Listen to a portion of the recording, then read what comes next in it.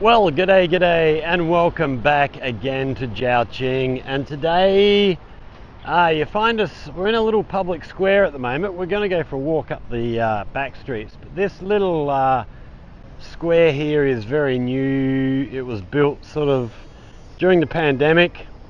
Just sort of, yeah, beautified this little area. So from here we can see the old buildings up this side here. We've got this wonderful artwork down along the wall here. But what we're actually doing here today is a little experiment. Having finally got this 360 camera, we're actually filming on that today, so the phone is free to use for translation. So we're just going to take a little stroll down the back street of down behind our school and go and have a look at some stuff that we can maybe translate for you. So yeah, I've not been able to do this because I've always been filming on my phone. So now we can use the phone, translate some stuff that we can see. We're just going to see how well this works. So yeah, it's a little bit of an experiment. So on our right here, we have, well, I was going to say the local mosque, but I don't know, there may be more than one. But we're actually going to start off here, pull up our translator, and we're going to take a photo of this sign here. Actually, let's just start with the top half, see what this says.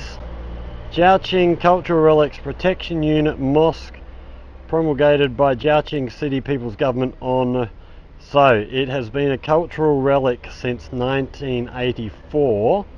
And then we have a look down at the bottom sign here. Okay, we are going to need to zoom in a little bit here, so let's get the hands free. Mosque founded in the 32 years of Qianlong Qing Dynasty, 1967. Qingdao repair for 9 years. In 1983, the temple and the 2 corridors were maimed. So it must have been rebuilt then if they... Okay, breakdown and tear down of the whole temple. Today's temple is composed of worship hall, scripture hall, 2 corridors and baths, rooms, offices, dormitories, kitchens, suspense pavilions, and so on. The building is a Sunday hall with no opinion head-shaped minaret on top with a new moon on it. The site is an important reflection of Zhaoqing, Hui and Islamic history, cultural relic. Okay, so yeah, that works well. We just need to work out how to use the camera while we're doing this. Okay, we're now going to walk down to the end of the street here because they have some different things further around the corner. So we see on our left is the old wall. So we're right out at the western end of the old wall here.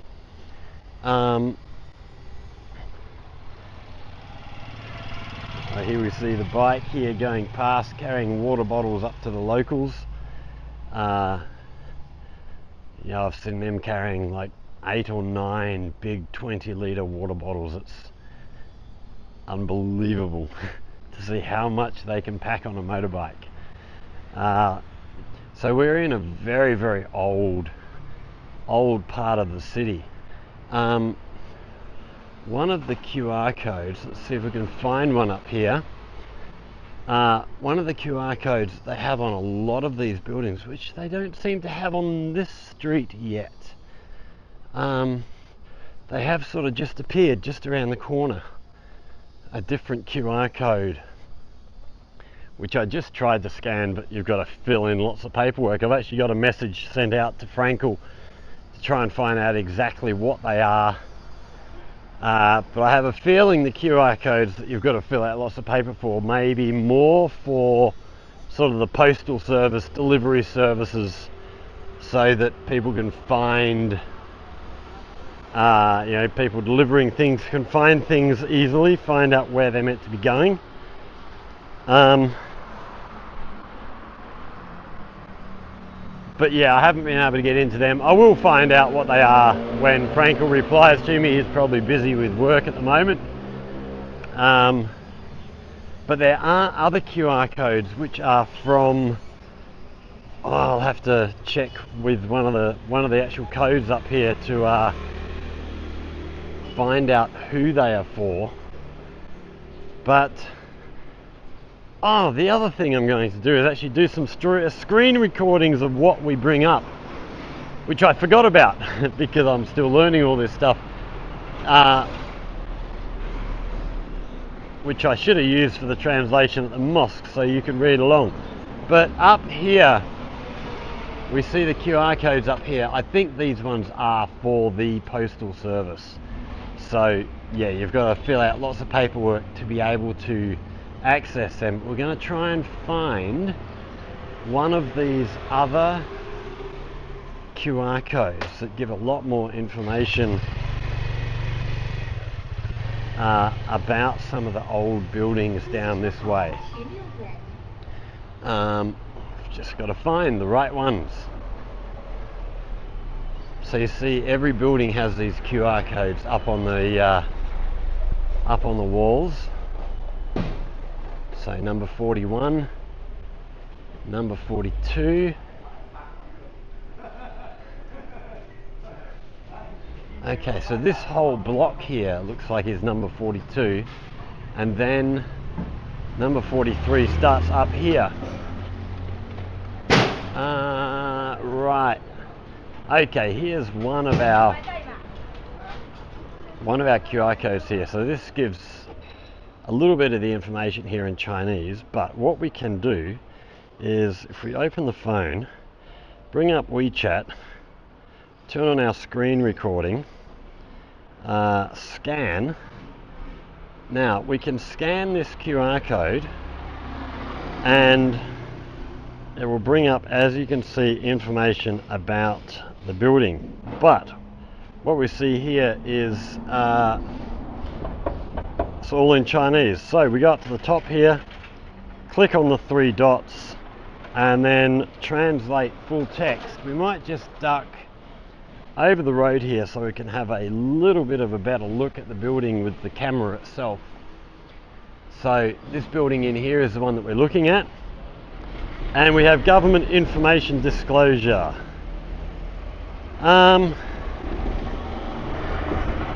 So we scroll down. Okay, so name, historic buildings 58, 44 and 46. As we go down, we've got a picture of the building, and then we have historical building brief. Oh, actually, building years 1911 to 1949. The residence is located on Jiangxi Road 4446. Now, high 2-floor, 2-bay rooms, brick concrete structure, blue brick exterior walls, recessed windows as entrances, and protruding balconies on the second floor. It is a Mingzi house combining Chinese and Western styles. It is a physical material for studying residential buildings in Duanzhou urban area during the Republic of China. The overall structure of the building is basically maintained, but the preservation condition is average. The railings on the second floor have been sealed and some doors and windows have been replaced. The first floor is a shop and the second floor is a residential residence. So people live upstairs, and then as we scroll down we can see more pictures of the building itself. So as you're walking down the street, some of these older areas, we can actually, okay, we've got a message back from Frankel. Let's just have a quick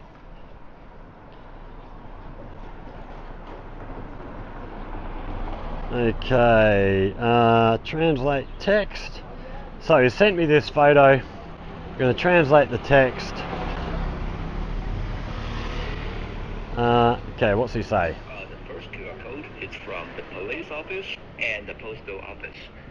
It's like a identity card for address or for a house, like a number plate for this house, for this address. So it's the official address and the digital address, and all this basic information about this address. And so it's not for yes, you can scan it with WeChat, but you need to use your real identity to check this information so that they could they know who is checking this address, something like that. Okay, so just got, I don't know if you heard what Frankel was saying there, but if we look back up again, so these QR codes up here are from the police and the postal service, and it is giving information, sort of official information. It's like an ID card, like a yeah, that sort of stuff, for official purposes. So I tried to scan it earlier. It's got lots of stuff you have to fill out, so they actually are aware of who is seeking out information. Okay, so here we have another one here, number 66 on the Zhengxi Road, National Social Art. So this in here is a little music school. So let's scan this one here and see what it has to say about this building. So come on. We've got a bit of a, there we go. So let's translate into English. Okay, and then we're still loading. Phone is very slow today. Okay, let's go down to the information. This residence is located on Zhengxi Road number 66, building high 2. There are 2 floors. Let's duck over the road again so we can see the building a little bit clearer. There are 2 floors, 2 bays. Both floors have arches. So this here is the building we're looking at. It is a townhouse combining Chinese and Western styles of physical material, blah de blah, much the same as the last one. The buildings are in general condition of preservation. One of them has been damaged and the exterior walls have been peeled off. It is now idle and vacant. Now looking at the picture, okay, I see. So the picture that we're looking at here is actually behind this frontage.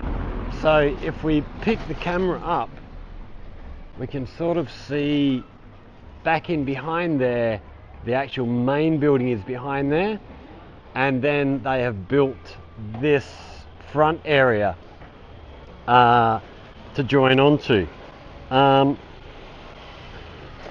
So yeah, using these apps, a lot of the buildings down here, down this street, have a lot of this kind of information.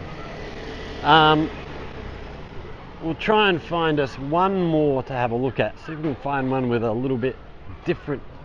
Okay, if we look at this building here. Right, let's just go back. We'll hit scan again. Scan this one here. Let's duck back over the road while we have a look through this. And translate full text. That's a nice looking building actually, I quite like that. Okay, so here we see the photo of the building. I love that them wooden gates in front of the doors, they just look great. This resident located on Zhengxi Road number 72. brick and concrete structure, blue brick exterior wall, single bay room, out hanging balcony on the second floor, so hanging out over the front door. Exquisite railings, treasure bottle railings, mountain flowers, and the gate is completely preserved. It is a bamboo tube house combining Chinese and Western styles. It is a physical material for studying the residential buildings of the Republic of China in Zhuangzhou. The building is in good condition and is now a residential residence. Now, looking at it, it doesn't look like there's anybody living in there at the moment, but I could be wrong. But it does look empty, so it may be a residential building, but there's nobody living there. So looking over to our left now, we have the kindergarten where Frankel's youngest boy is a student in there. We have a bus coming up behind us. We're going to duck over this way. Kids are all outside playing at the moment on the playground, just watching for this bus as he goes past. Okay,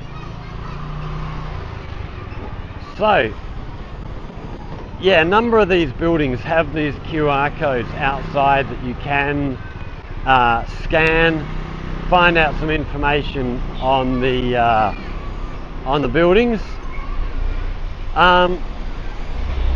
These other QR codes, the ones for the police and postal service, I would imagine if you fill out the right paperwork, we can access them, but I'm not going to bother with that. It's probably going to be information that's not really going to be relevant to me or to you in any way. Probably tells you who owns the house, all that sort of stuff.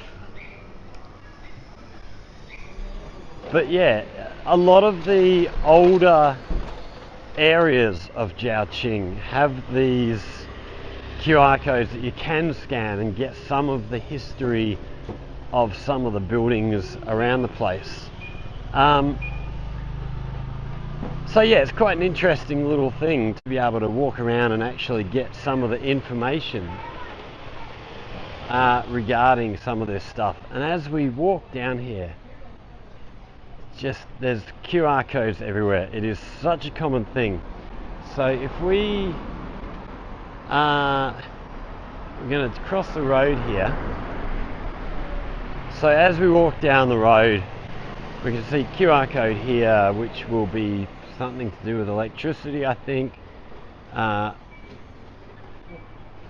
All the shops. So here we have a little fruit seller on our left. You can see QR codes up here. So this is for Alipay. If we go around the corner, there'll be more QR codes somewhere. Here we go. So these here are WeChat and Alipay.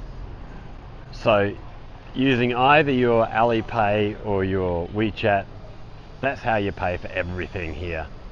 I don't know which would be the most regularly used, whether WeChat or Alipay. I think Alipay probably has the edge from what I've heard, but I could be wrong on that.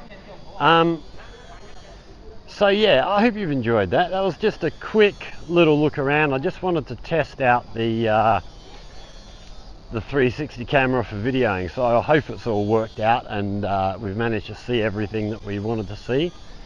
If it works out, we'll be doing a lot more stuff like this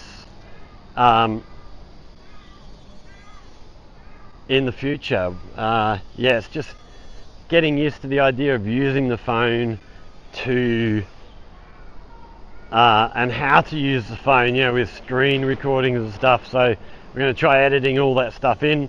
By now I will have already done it, so you'll already know whether it worked or not. But yeah, it's something I'm going to start looking for more opportunities to actually use this kind of stuff.